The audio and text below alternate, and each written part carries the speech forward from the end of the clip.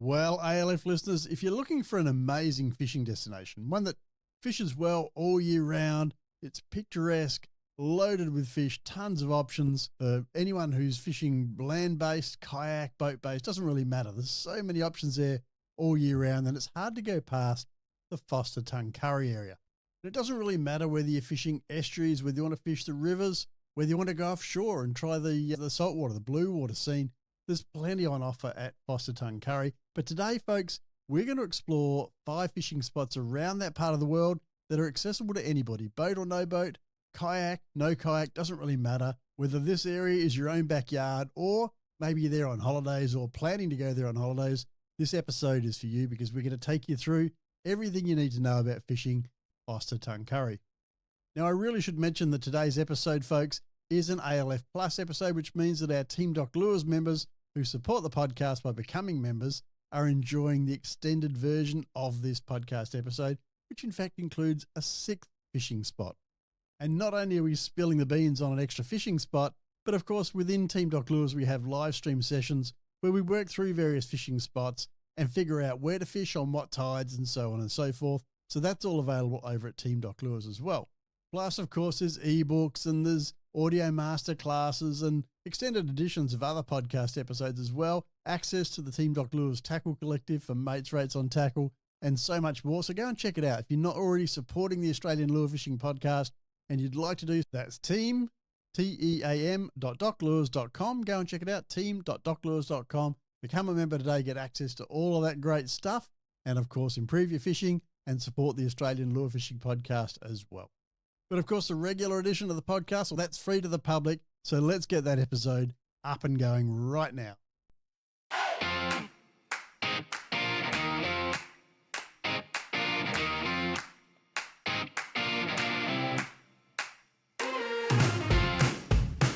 This is the Australian Lure Fishing Podcast, where our mission is to help everyday sports fishers experience extraordinary lure fishing.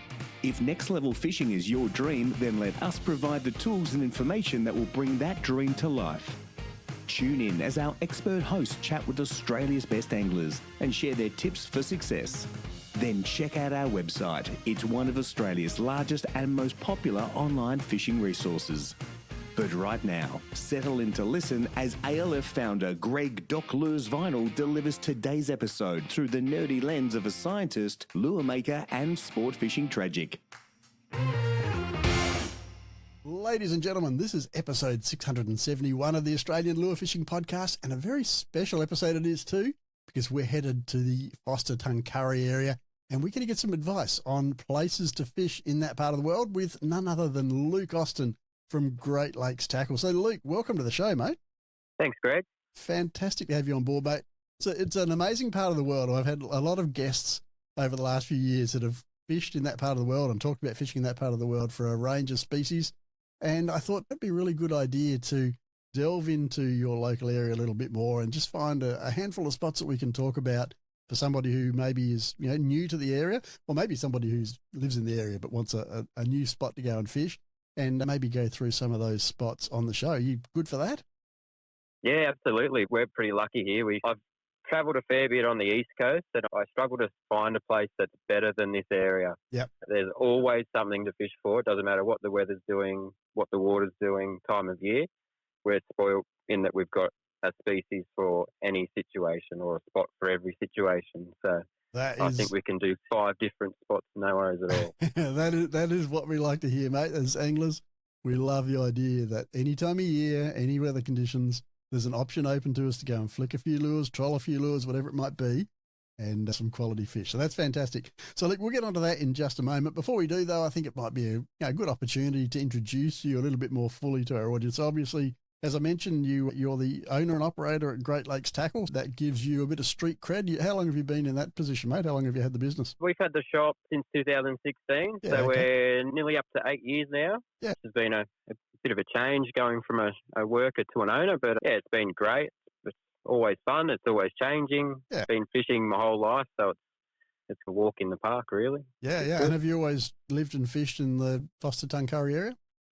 Yeah, so born here many years ago, and fished from, I don't know, probably 3 years old or something like that, from when I could do it basically, and had a dad that enjoyed fishing, wasn't necessarily the best fisherman, but definitely that's how we got into it. And yeah, as kids, there were 3 boys in the family, and we just got straight into fishing and loved it. So, awesome stuff. yeah. As we've already established, mate, you got the street cred. You're born there, you live there, fish there your whole life. You've been running the local tackle store for the last 8 years. Hard to find somebody who knows the area better or is more qualified to talk about it. So that's tremendous. You said that you've looked around, you've travelled the East Coast, and you've never found a place you like better than Forster-Tuncurry. But if you were to just go off, and this is not to go and move there and live or whatever, but if you had to go and fish somewhere different, where in Australia would you like to visit and why? Oh, it's pretty hard. We travelled a little bit a few years ago now, and fell in love with a place. Where is that? I think north of Mackay, maybe around Cape Hillsborough, that sort of area. Yep. Loved that area. Really enjoyed it. But yeah, there's so many spots. Bowen, I love Bowen. Yep. But yeah, it would probably be north for sure. Okay. It'd be somewhere north. And is there a particular, there's so many fishing opportunities in the north of Australia, of course, but is there one in particular that appeals to you that would attract you to that part of the world? Oh, not really. I'll fish in a puddle. I just love fishing, and it doesn't matter where we are, we'll always find something to fish for. Yeah, I actually lived in Cairns for a little while. Oh, and, okay. You know, that sweetwater fishing for jungle perch and stuff like that. I really love that. Yeah. Oh, yeah, I can chase anything. Excellent. All right. Very good. Now, mate, do you have a favourite piece of fishing tech you'd like to share with us? Ooh, fishing tech. Not really. I own it's actually an Atomic Arrows fishing rod, which is a 3 to 10 pound, 7-foot rod. Yep. That's probably my favourite thing in the whole world, just because of the variety of fish I can chase on it. Yeah, okay. It's not a super expensive rod or anything like that. Anyone could go out and grab one, but it can do 3-pound stuff for bream and whiting through to 10-pound stuff for flathead. So that's probably my favourite bit of gear, just because I can have it in the car, and doesn't matter what I do, I can use that rod and pretty much do it. Anytime an opportunity arises, you're good to go. Absolutely. Yeah. What's your favourite style of fishing, mate? In your part of the world, you've got estuary, you've got blue water, you've got coastline, you've got fresh. What's your favourite style? We're pretty spoilt. I do love that light tackle sort of stuff. Light tackle bream fishing's pretty hard to beat, but I also love throwing plastics and jigging snapper offshore. Okay. They're probably the 2 favourites for me. Yep. Then there's jewfish, kingfish as well, which have to be up there. Be up there when they're on. They're pretty good fun. So I'd probably say, just because I do it more than anything else, that light tackle estuary stuff. Okay, excellent. Chasing bream on 3-pound around the rock walls is just the best thing you can do. Yeah, absolutely. Yeah. And again, the great thing about that light line estuary fishing, it's available and accessible to anybody. And we're going to talk about, obviously, your part of the world today, but I guess a lot of what we talk about can also be transferred to nearby areas north and south of you as well. So it's just accessible to anyone that's got it, able to get to the water, you can do it. Yeah, and I find I own the shop now. I've got 2 kids. Time's definitely not on my side. Yes. So I find the fishing that I do more these days is things you can do within an hour or 2 hours to spare. You can go and do it, get fish, and get out of there. Absolutely. Yeah, and we're spoiled here. We've got loads of that. So. Yeah. And that, my friends, is what keeps you sane. because anytime you're feeling a bit stressed, you just find a half hour, an hour, a couple of hours to yourself. Go out and flick a lure around, and the world's all good again. It can make all the difference. Excellent stuff. Tell me your favourite memory. You've fished this part of the world a long time, so this will be a tough one for you as well. But your favourite fishing memory from Forster-Tuncurry? Oh, quite a few. I guess my first sort of poke the chest out and feel good about yourself memory would be when I was a kid and had my old Rex Hunt combo and managed to land myself, I think it was a 62 centimetre flathead, which back being a kid, that was the biggest fish I'd ever seen. Fish, yeah.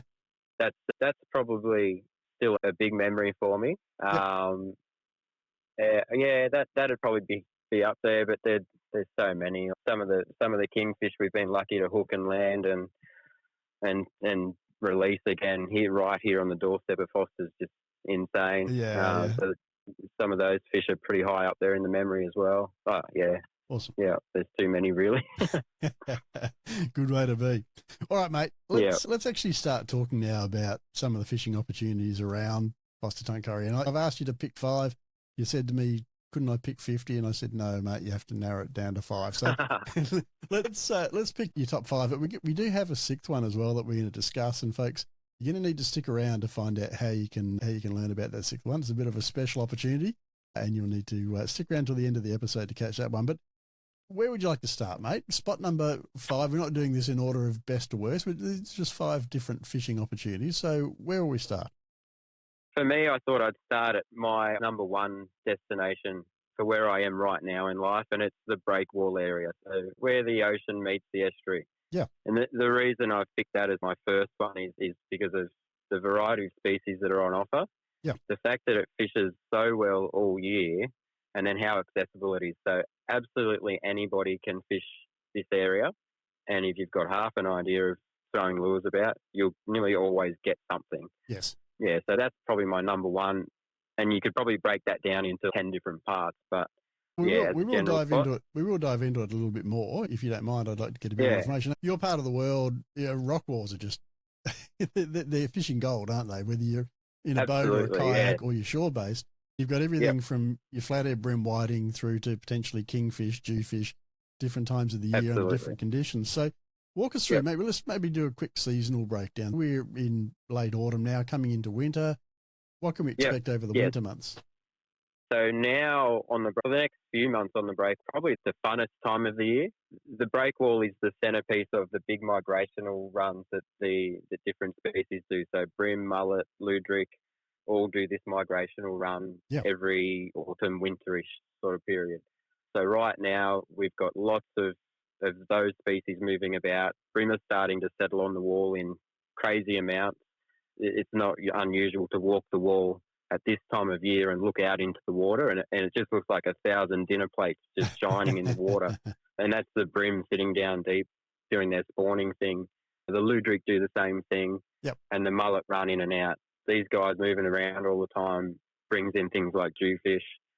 So if you want to chase a massive jewie, right now is the perfect time to do it. Excellent. So I think that now the fact that you can park your car, walk 2 minutes and fish whatever you want and have a chance of catching a 30 kilo, 20 kilo jew, it's pretty hard to beat.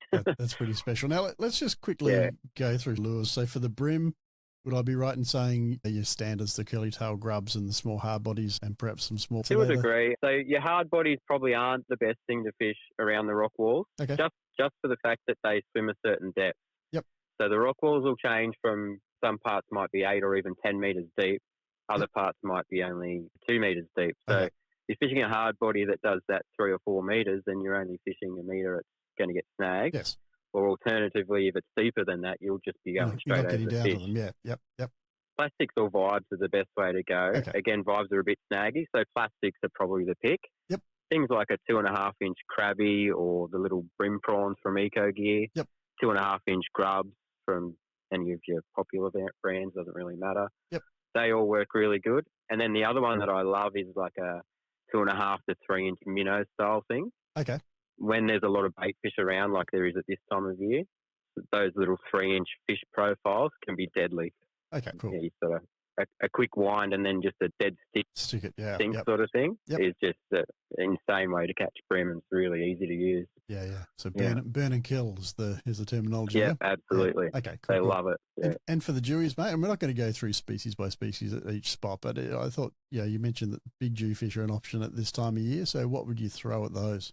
Jew are, again, plastics are probably definitely the cheapest way to do it, but also probably the most effective. Okay. Anything from about a 5-inch through to, say, a 10-inch plastic will work, and it will vary a bit on what fish are around. At the moment, there's the odd fish over a metre, but most fish are 70 to a metre, say. Okay. So those sort of 5 and 6-inch profile paddle tails, or like a 7-inch jerk shad. Yep. They're working probably better than the, say, 10-inch ones at the moment, just for the size of the fish that are around. Yeah. But, and as we say often, sorry, mate. No, you're right. You're right. I was going to say, as we often say on the show, elephants eat peanuts. Just because you're using a 5 to 7 inch lure doesn't mean you're precluding the option of potentially hooking a big fish. Definitely. And if you look into the water and have a look at what bait's around, yep, that should dictate what size lure you're going to throw, yes, really. Yes. Because the flip's also true, isn't it? You think a 10-inch soft plastic, that seems like a big lure, but when you think about what even a 50, 60, 70 centimetre jewfish eats, it's really not that big. Their mouths are huge. Yeah. So absolutely they're eating, huge, eating mullet and whiting that big all the time. So the lure might that's seem big right. to us, but it's not big to the fish. Definitely, for sure. Yeah. Right, now you were going to say, I think, something about the colours of. Yeah, so white is the most popular sort of colour for your Jew. You can vary it for sure, and I don't know. Sometimes I think that if everybody threw pink, it would be pink. Yeah, but because right. Everyone throws white, it's white. Yeah. It's a bit hard to tell, really, but white's the most popular colour that people use for. Okay, cool. Yeah, and I think you're right to some extent. If you only fish with white, you're only going to catch them on white. But yeah, absolutely. Whatever you feel confident fishing. All right, so that's great. Let's just quickly go through the rest of the season. So coming into spring, what's what fires on the breakwall at that stage? So spring can be a bit of a funny period. You still have that leftover bream sort of season lurking there, and you can still go and you'll get your 5 or 6 bream, no worries at all. The luderick will normally fish through to early summer, so they're another option as well. Yep. The Jew are always good as we head into spring, and often you won't get the numbers, but you'll get better fish. Yeah, okay. And then we get this really interesting and super exciting thing where the really big inshore kingfish will move into the estuary. Yep. So we get that over spring and early summer, and it's just the most insane fishing you could ever think of, and it's literally you could step off the breakwall onto the boat and catch a 25 kilo plus kingfish, which is nice. crazy fishing. Yeah.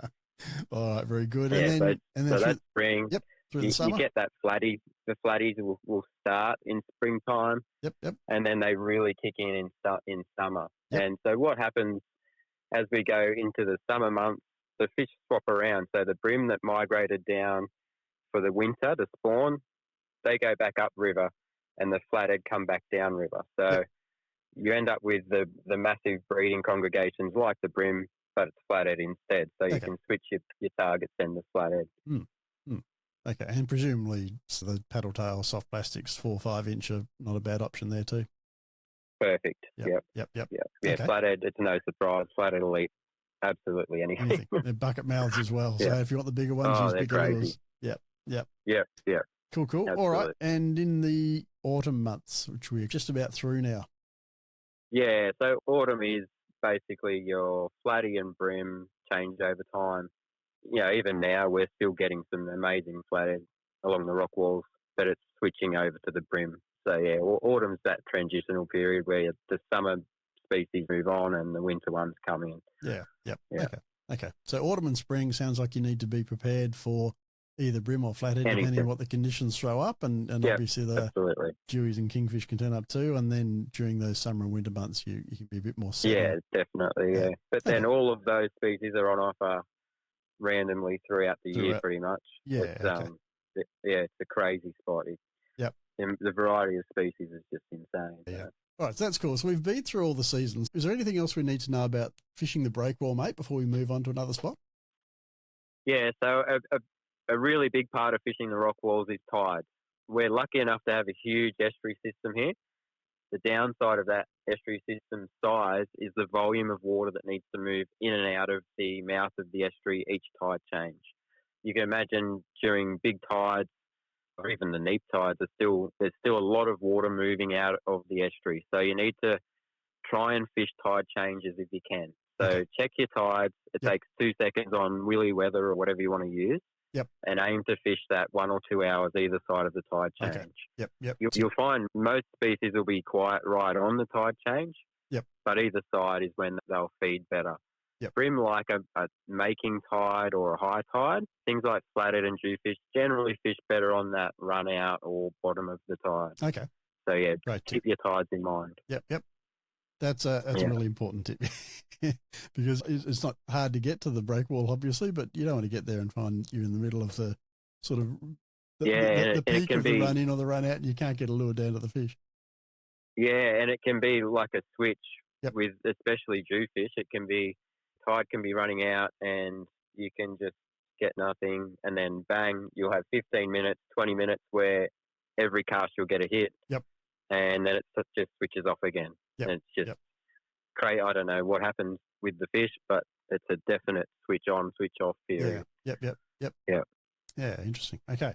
All right. So that's the Breakwall. Fantastic spot to start with. What's spot number 2, mate? Where else would you advise us to check out in your part of the world? Second spot's not as easily accessible. You do need a boat to do it. Okay. But I think it's definitely worth mentioning just for how good it can fish. And it's the area that's not far into the system. It's an area of oyster leases that's known as the Paddock, and it sits just south of the bridge. So anyone that knows the area that's driven over the bridge, when you look south, you can see the oyster lease complex out in the middle of the lake. That's what's called the Paddock. Okay. So the Paddock area is, most of it's not very deep. It sees a lot of current, but it's also full of structure. And most fish love structure. So if you ever need to, if you're new to somewhere and you want to find a fish, look for structure. Yep. You will find something there for sure. Yep. So this area is a known big flathead area. If you want to target a massive flathead on surface or big divers or big plastics, that's the place to go, or that area. Okay. But also winter time, so now it starts holding big bream. Go and throw soft plastics for bream in there and you'll just get blown away nearly every cast, which is great fun. So that would be my number 2. Okay, so flathead all year round, bream in winter, is that the case? Pretty much. So flathead, you'll find those really big fish tend not to move up into the system too much. They seem to be pretty lazy. They'll still hang down in the bottom areas of the system, but they just won't feed as much. Okay. Summertime flathead fishing in there, you can throw your big lures around and you might get 20 fish. Wintertime, you might throw all day and you might get 1 or 2 hits. Okay. They just really slow down in winter. Yeah, their metabolism slows. They don't need to eat as much. There's probably not as much food there for them either. Exactly. Yep, for sure. Yep. Yeah. All right. Yeah. So what else do we need to know about fishing this area? Give us a bit of an indication of water depths and lure weights. So like I said, it sits in the middle of the lake and it's getting close to the mouth, so it does see a lot of current. Yep. Current is a good thing for sure. Absolutely. These big fish, they love to sit somewhere behind a post or just on a drop off and have that current moving over them. You do want to find areas with current, so don't be put off if it's moving really fast. There will be fish there for sure. Like I said before, with the breakwall, run out tide is generally better for your flathead fishing in there. But in saying that, if you want to throw those big surface lures, get in there on a high tide and target those really shallow areas that the fish can only get to on the high tide. And that's where you'll find those really big fish just waiting to feed. Okay. And then move off those flats and fish the edges on the run out tide. Bream don't really matter too much. You can chase them on the bottom of the tide around the racks. Yes. But generally the top of the tide's more productive and definitely more fun because you can sight fish them, which is really good fun. So you're casting over the racks with little topwater lures and soft plastics? Is that the case? It depends on the tide. Top of the tide, if you get a really good tide, you might get 20 centimetres or a foot of water over the top of the rack. Yeah. Throwing little surface lures across the rack at tailing bream, you can actually see their tail waving in the air. Yeah, nice. Yep. Targeting those fish as they feed is just awesome. Yeah. You've seen your lure land and the bow waves coming for it, and it's just the anticipation. Mate, Can't beat it. It doesn't matter whether it's whiting or bull or marlin. It doesn't matter. If you can see that tail and you can see that bow wave, your lure's about to get crunched. It's fantastic. You just can't beat it. And then you do everything wrong as far as fighting the bream. You high stick, you wind hard, you don't use drag. it's just white knuckle, get it to the boat. Don't let it swim. Get it away from those racks. Yeah, absolutely. Yeah, as soon as they get that nose down, you're done. Yep. So, okay. And that area in there is just insane. So if I just want to have a bit of fun, I'll go in there with a 120 mil sugar pan or something like that. Yep. Fish 20 pound and cast as far as I can across the racks, and big bream just go mental for it. And to see a bream eat a 120 mil lure is just nuts. It's crazy. Something about the racks just unleashes the beast in them, doesn't it?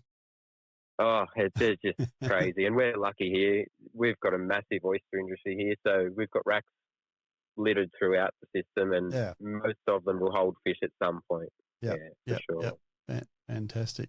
All right. Anything else we need to know about fishing that area? I do want to just delve in on your 20-pound gear a bit for the bream. Is that just your leader, or is that your main line as well? So I actually use my soft plastic snapper setup. Yeah, okay. So it's literally a 20-pound setup that I use for a snapper, 20 braid, 20 leader, and it's, a 10 to 25-pound rod. Yep. Yeah, Serious it's literally just your snapper setup. Yeah. So big flathead snapper setup. Yeah. You can skim them in and wind them in, no worries at all. Yep. But you need to in that scenario because you might be over 8 racks or something. Yeah. You basically got to make them skip across the surface and that's leave it. their scales behind. Even a 40-centimetre bream doesn't fight that hard on that gear, but the thrill of casting over the racks and seeing them smash it, that's the joy in it. That's the thing. And listeners, if you want to go back through previous episodes, and I don't know which number it was, but it's north of 600 at least, I think. We did an interview a while back with Russell Bavacule about topwater flathead fishing through this part as well. And I think the gear was similar there. He was talking about pretty much snapper gear throwing soft plastics. Yep, cool. Yeah, if you want to chase big flatties, Russell's probably one of the best to listen to about it for sure. Yeah, he certainly had some interesting tips. So that's great. All right, so we've got the Breakwall, we've got the oyster leases. That's 2 spots down. What have you got at number 3? Number 3 is probably something I did a lot of 10 years ago, 15 years ago, and that's the flat fishing in the lake. So the places we've talked about are the bottom, right down the bottom of the system. Any further up the lake, you start getting these big weed beds and sand flats. They can be football fields, big, which hold bream, whiting, really weird things like giant herring and kingfish sometimes, salmon, tailor, all those species, and light gear, small lures, that sort of stuff. It's just awesome fun. So, I did a lot of that when I had a lot more time a few years ago. Not so much now, but that's still right up there on my list of things to do for sure. Okay. So walk us through best times of year, best times of day, tides, that sort of thing for fishing that part of the world. So it depends a bit on season again as to what you're going to find.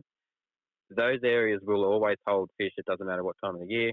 Yep. Just the species will change. Okay. So the summer months, you see a lot of people chasing bream up on the flats or on the weed beds more. And so the bream aren't down the bottom here near the breakwall. They're up on the weed beds, schooled up there or up the rivers. So casting small, shallow cranks, small plastics, that sort of thing around the weed beds is the way to target the bream up there. Yep. And then as it switches over into winter, when the bream move out of those areas, the flathead will go up and sit on those weed edges and on the sand flats. Okay. So you can throw the same gear and you'll just get flathead instead of bream. Right. The other thing that I've done too many hours doing is chasing whiting on surface. Yeah. So surface lures in these areas for whiting and flathead, you get a lot of bream as well. It's just crazy fun. It's awesome. You can't do too many hours doing that. A big whiting on that light gear is just a hoot. Tell us about time of year for that, mate. Is that a sort of summer, autumn thing when the prawns are running? Summer sort of time. Yeah, exactly. So if you can see a prawn flicking on the surface, you're going to get that whiting response when you throw that surface lure. Yep. So it's generally the warmer months. Yes. Starting probably really January, February. Yep. You'll get the odd one earlier, but it's really January, February through to now, really. Yep. We've still got pretty warm water, 22, 23 degrees now as we head into nearly the start of winter, so it's still warm enough now to do it. Yeah, that's a really good, fun way to fish. Yeah, excellent. Sure. And is that tidal influenced? Is it because often I think with the whiting, it's often best around the kind of lead up to the new moon, right, when the prawns are getting more active. Is that the same in your part of the world? Yeah, it is. You'll still get fish anyway. Even on a full moon, you still get the odd fish. They will quieten down a little bit, but we're pretty lucky. If you move around enough, you will find feeding fish. Yeah, for sure. Okay. Yeah, you'll just find that they'll be better around that time than other times. But, yes. And that's the same with the bream too. You'll find the bream on the full moon. Yep. Even mid-spawning season, will definitely be quieter over that full moon. Okay. Okay. You still get a few fish though. Yep. Okay. Cool. Yeah. Cool. All right. And in terms of phases, I can't remember whether I've asked you this. I might have already asked you, but in terms of the phases of the tide for all of those species, best to fish the higher tides, the lower tides. Yeah, any of tide. the flat sort of stuff. I think the high tide's pretty hard to beat. Yep. It just gives you access to those areas where the fish can get to only on that tide. So Yes. they'll go up and get the prawns and crabs and stuff that yabbies and whatever that are inaccessible on the low. Yes. They'll move in and feed hard on the high. Yep. If you don't have the chance to fish, be choosy with your tide, and you end up doing it at a low tide, try and find the spots where there might be weed exposed or nearly exposed around a clear patch or a hole, Okay. and you'll find the fish schooled up in there. So you'll still get fish feeding in those deeper areas for sure, and often bream will be sitting in those spots. So far, we've got 3 spots that basically the breakwall. You really want to look for the tide changes, I guess. But yeah, the other 2 spots, fish them on any tide. Just vary your approach depending on what tide you're on. Yeah. Yep. Okay. Absolutely. Yep, for sure. And yeah, it's funny how varying that approach can make all the difference with fishing. Yep. In the shop, I hear it all the time. I'll have someone come in and say, "There's no fish in whatever spot. I just fished it however long this way and caught nothing." And then someone will come in and say, "I just smashed the flathead at wherever it was because they threw a hard body instead of a plastic." Yeah. You know, just always mix it up. It doesn't matter what fishing you do. If you're not getting results, move around and mix up your presentation. Try and something different. Eventually you'll find what works. And if you're too lazy to tie on lures and have 2 or 3 rods rigged up with different lures and rotate through them, it's not that hard. Absolutely. Yep. For sure. All right, mate. Anything else we need to know about the flats area that we've been talking about, or should we move on to spot number 4? Not really, I don't think, mate.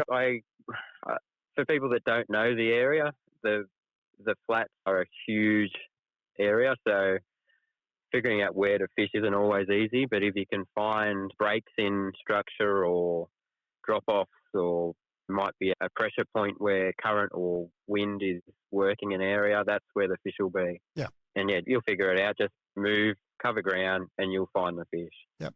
Have a look at Google Earth as well, and yeah, preferably that's right. using Google Earth Pro. So this is the desktop version that's free, but you need to download it to your desktop, because what Google Earth Pro allows you to do is go back through historical imagery, which means you can go back and find an image that was taken during a low tide when you can see those structures more easily. And obviously, weed beds shift and sandbanks shift over time, but you can get a pretty good idea of which way the water flows and where those structures are by using Google Earth. So, definitely. Yeah, for sure. Very good, mate. All right, let's move on to spot number 4. So spot number 4, I think I often go to these areas just for their accessibility. We're seeing a lot of really young kids loving fishing at the moment. Excellent. And having, kids under 8 or 9 on these rock wall areas, land-based, is not always a good idea. They're pretty sketchy areas, so getting them off those dangerous areas somewhere where they can fish but still have a chance of getting fish is a pretty important thing, I think. Yeah. We're lucky here in that we've got canal areas where housing areas have been built and canals have been made, and the canal areas offer structure again. There's always food sources in there, so there's always predators in there in the way of bream, flathead, tailor, that sort of stuff getting in the canals. And you can send a 5-6 year old kid down there with a pre-rigged plastic. They can throw it out and they'll nearly always get a flathead or something. Yep. So while it's not probably an area that's high on the list for your really seasoned lure angler, for amateurs or people that don't want to climb on the rocks, just want to go and chill and have a chance of getting a fish, the canal areas would rank up there. All families, as you've indicated, it's a great place. Yeah. So we've got 2 basic areas here in town. In Forster, there's the area known as Foster Keys, and then in Tuncurry, there's the Taree Street area. So if you're visiting and you want somewhere to take your kids for a fish, you can put into Google Maps Foster Keys or Taree Street and fish those areas. Okay. So walk us through anything else we need to know about those spots in terms of lures and tides. Are they fishable on all tides, or does the water get a bit shallow? Pretty much fishable all tides. Okay. I would tend to try and fish around the top of the tide or start of a run-out tide, Okay. just because you'll have a bit more water to fish. There's not really a favourite lure you can go. You'll find there's a lot of, especially flathead, you'll find a lot of smaller fish, up to, say, 60 centimetres. Sure. So that 3-4 inch profile is probably all you need. I probably wouldn't go any bigger than that. Yep. Brand, colour, tail shape, doesn't really matter. Yep. Yeah, you can go to town. And these areas are a great area if your kid wants to throw a hard body lure. Yes, okay. And you don't want it to get snagged and lost. Yeah. You can go to these areas which get deep fairly quick in most spots, and they can throw to their heart's content, and you're probably not going to lose it unless a rogue tailor or something comes through and takes it. Just have to cop that on the chin. Yeah, that's it. All right. And for those that are a little bit more seasoned, is there any value in putting a boat or a kayak in that area and around the Absolutely. pontoons and skipping little soft plastics or hard bodies around the pontoons? Yeah, for sure. So Okay. this time of year actually is a really good time to chase flathead in those areas. The fish are definitely on the move. We've had a lot of rain here recently, so that's slowing the fish down from getting up into the rivers. And so what they'll do is they'll go to the next best thing, which is often the canal areas. Okay. So we've had the last month or so, we've had a really good flathead fishery in our canal systems. When everywhere else is slowing down, Yep. they've really fired up. Yep. The other thing that's good in these areas, obviously, they're loaded with pontoons and jetties and boats and whatever. Bream love that sort of stuff. Yes, I do. So small plastics bouncing off boats and under jetties and all that sort of stuff. That's really good fun, and you will get lots and lots of fish. Maybe not too many of the big guys, but you'll still get lots of numbers. Yeah. You won't be using There's the also- 20-pound gear there, though. No, definitely your finesse stuff. Yeah. You really want to be focusing on tricking the fish for Yes. sure. There's also things like mangrove jack. Yeah. We get jewfish in those areas as well. There's all sorts of surprises getting around in there. Awesome stuff. What about blades and vibes and those sorts of things? Are they useful in those areas? Definitely. Mm. Yep, Mm. for sure. Blades are not as popular now as they used to be. The soft vibes definitely stepped up and I think taken over filled from the that blades. niche. Yeah, now. yep. But that sort of 70, 80 mil soft vibe is a pretty hard thing to beat in around these areas for flathead, for sure. Yeah, absolutely. All right. Yeah. And again, the Jewies love them as well, and even Bream will take them from time to time. So That 70 mil profile definitely works for bream. Yeah, for sure. Yep. Yeah. Okay. Anything else we need to know about canals, mate? So any particular times when they fish better or worse, or Not really. Yeah, Okay. like I said, just probably try and pick that top of the tide or Yep. that rising tide. I think start Okay. the run out. The water will just be clearer, nicer, bit more water to fish. Yeah, I don't know. I guess the common sense wise, just be a bit respectful if you're fishing around someone's house or boat or whatever. for sure.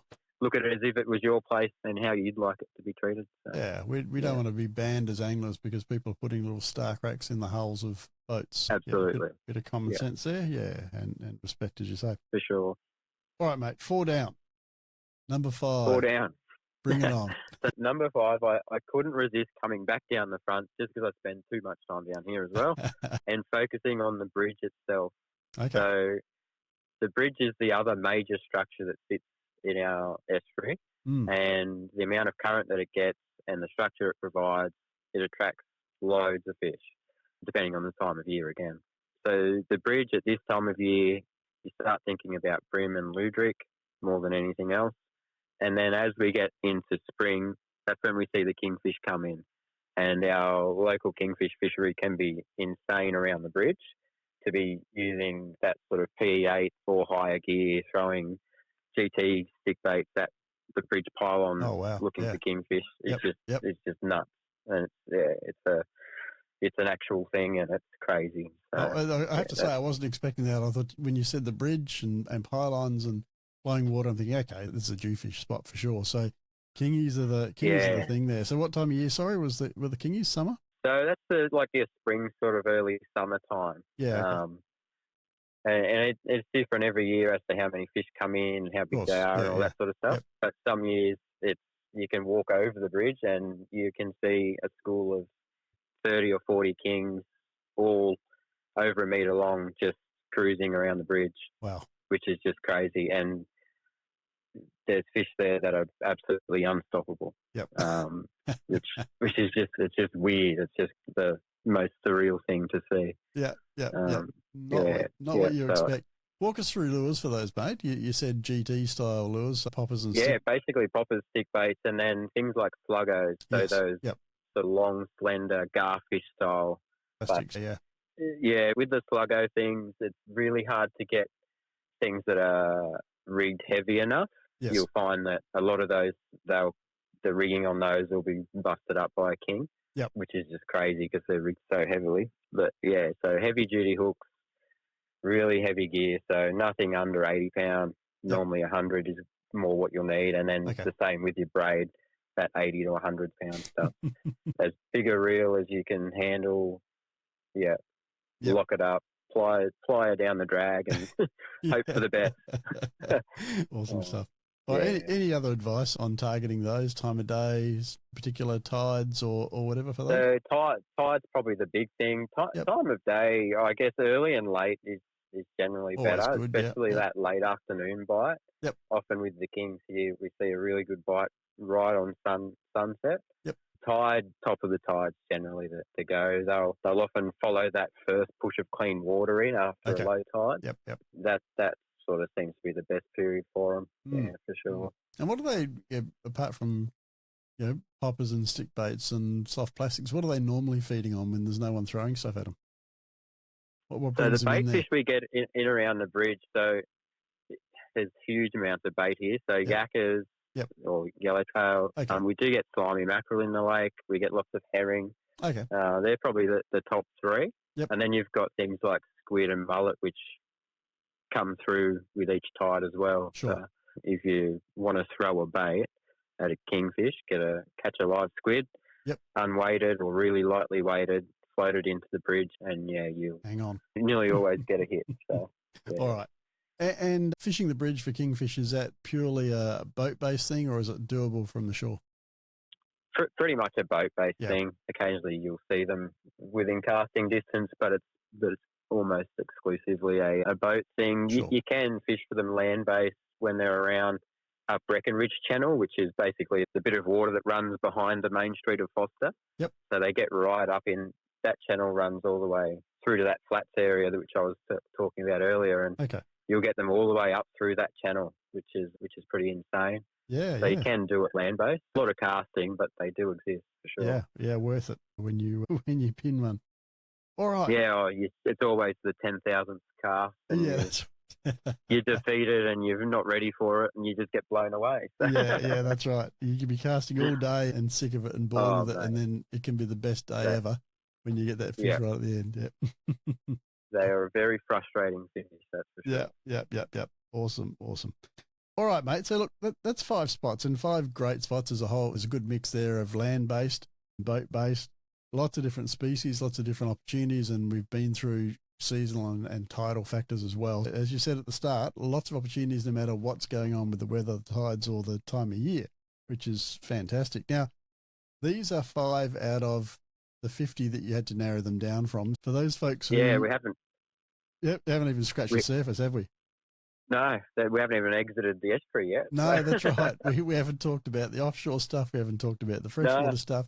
We're within almost a stone's throw of your shop in Tuncurry. Yep, absolutely. Good stuff. And speaking of your shop in Tuncurry, let's have a bit of a chat about that, because we are going to go through for Theme Block Lures, guys. We're going to go through another spot, but we got a few pro tips to share with you as well before we sign off. But before we do that, I do want to have a bit of a chat about your business, because obviously for somebody who is coming to Forster or Tuncurry, keen to do a bit of fishing, these spots are great, lots of opportunities there, but there's a whole bunch more places that you could also explore. And perhaps the best way to do that is to go in and have a chat to Luke in the shop, or one of his crew in there. Luke, tell us about your business. Tell us where we can find you. Give us your phone number, your social media details, all that kind of stuff, so we can track you down and find out more about fishing in your part of the world. Yeah, so we're in Tuncurry. We're located on the main street of Tuncurry. You literally drive past us anytime you come into town, so shouldn't miss it. Yeah, it's pretty much right there in front of you. Yep. I've had the shop for 8 years now, fully independent. We're not on board with anyone. We're just ourselves. So we stock whatever we want. We Awesome. can order whatever we want. Yep. We only keep what is sort of specific for this area. So Yep. our wall space isn't taken up with pre-orders and all that sort of stuff, which is always good. Yep. Yeah, we're on Facebook, we're on Instagram, pretty active on the social media stuff. So you'll be able to find us there and see more of what we do. Yep. No worries at all. Yeah. Yep. And obviously, as you said, this is all, you're an independent, so you can stock with whatever you want to stock with, and that's going to be everything that's local or specific to your local fishing opportunities, the stuff that you're actually using yourself. So, folks, when you do go in and get some advice, and I say to everybody, anytime you're going to a new area, it's always worth going into the local tackle store, particularly if it's a small independent store where the owner is also a fisher. You can get all kinds of great advice there. They're willing to share spots and all kinds of tips with you, and obviously they've got the right gear that you're going to need as well. So definitely worth doing that. Now, mate, what's the best phone number for people to give you a call on if they want to get you on the phone? Yep. 549541. Okay, 0265 549541. Yeah, that's right. Yep. Yeah, most contact we have now is social media or that sort of thing. So we'll find you on Facebook. We're on Facebook. Just Great Lakes Tackle. You'll find us now as well. Yep. Yeah, any help you need, flick us a message, give us a call. We can sort you out. Like right now, for example, we've had a huge amount of rain. Spots are definitely rain dependent or water dependent. So wind dependent. Calling in to have a chat. Yeah, that's right. So give any given day, conditions are going to be different, and a random spot might be firing, which doesn't normally fire. Yep.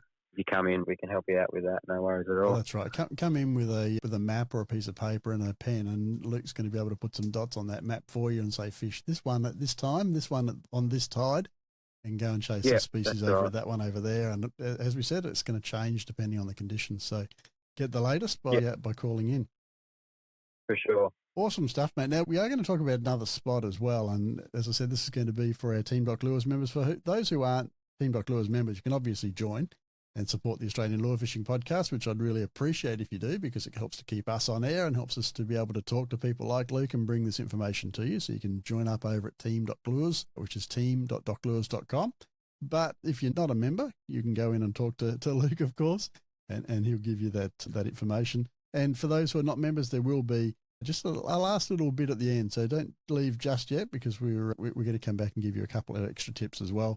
But Luke, talk to us about spot number 6 that you've chosen out of your myriad of spots that you could have chosen. So spot number 6 is a bit of a special one for me, just because I can go there if I've got 2 hours or an hour and a half. I can go there over the summer and know that I'll get 15, 20. All right, mate. Look, that's fantastic. We've been through 5 spots plus 1. Before we wrap up, I would just like to just have a quick chat about, for somebody who is, or maybe somebody who's living in the area but who's just getting into fishing or whatever, just a newbie, or for somebody who's visiting the Forster-Tuncurry area, in terms of putting together just a basic kit. We've mostly talked about estuarine fishing. Let's leave the kingfish aside. They're a bit of a specialist thing, but for the other species we've talked about, just give us a quick run through. What do we need? Rod, reel, line, leader, and a handful of lures. What's going to cover most of our bases? I guess the first thing to say is that you do not need to spend thousands of dollars. Fishing's a great sport in that you can get into it fairly cheaply. Yes. A great estuary, land-based, all-round sort of combo would be a 2 to 4 kilo graphite rod. Yep. And I would definitely go graphite, just because even if you're going to bait fish starting out, chances are that the next summer season that comes around, you're going to want to throw plastics with flathead. Yes. So go a graphite rod.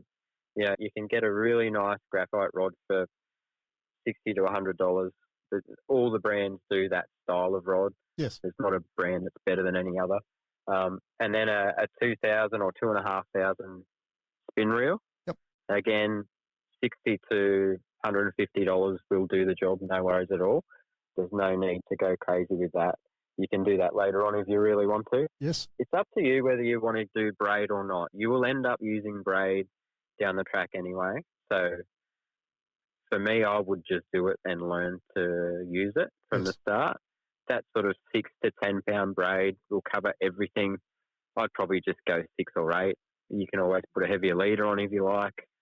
And I would suggest going a little bit better braids, not your 4-ply stuff. Go your 8 or 9 or something like that. Spend a little bit more; it will cast a lot nicer. And the 4-ply stuff, again, brand doesn't really matter. Everyone does nice braid now. You'll find that you'll gravitate to a brand, and that's totally fine. And then just a handful of soft plastics is what I would say. Yes. I wouldn't worry about hard bodies. That's down the track. Just start basic. Once you get the hang of throwing plastics, getting fish on plastics, then you can start experimenting after that. Yeah. So for $200, you could easily get a really nice little kit together. Yeah. Yeah. Some great advice there. And look, I remember years ago when my 2 older kids were just getting into fishing, I used to get frustrated because I didn't want to spend a huge amount of money buying tackle for them. But A, I didn't know if they were going to continue with it.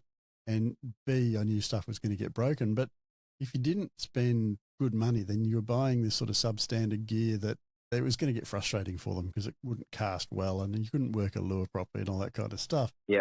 These days, not the case. These days, you can get a perfectly adequate, as you said, perfectly adequate outfit with a handful of lures and some jig heads that will catch fish as well as anything for a couple $100. So we've got to be grateful for the advances in tackle, don't we?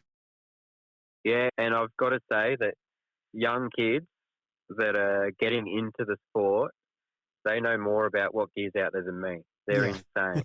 They get on the internet and watch every YouTube video they can watch, and it's amazing how much knowledge is out there now compared to a few years ago, and that's really good to see as well. Yeah, the information wasn't as readily available when you and I were learning to fish, mate, as today's youngsters. So that's a good thing. Can be a bad thing too sometimes, but sometimes it can be an interesting thing. It can make conversations a bit funny, but generally speaking, it's a great thing. Yeah, absolutely. Absolutely.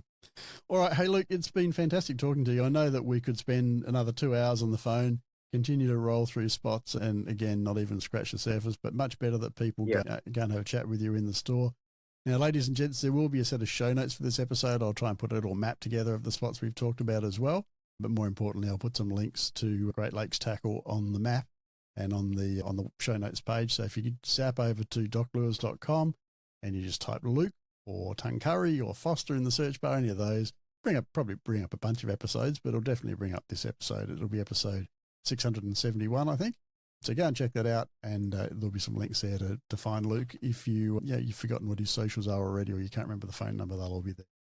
Luke, fantastic talking to you, mate, and I would love to have you back on the show at another stage to maybe go through another 5 fishing spots. That'd be fantastic. So, yeah, well, we could just blanket out the estuary and do everything else. That's right.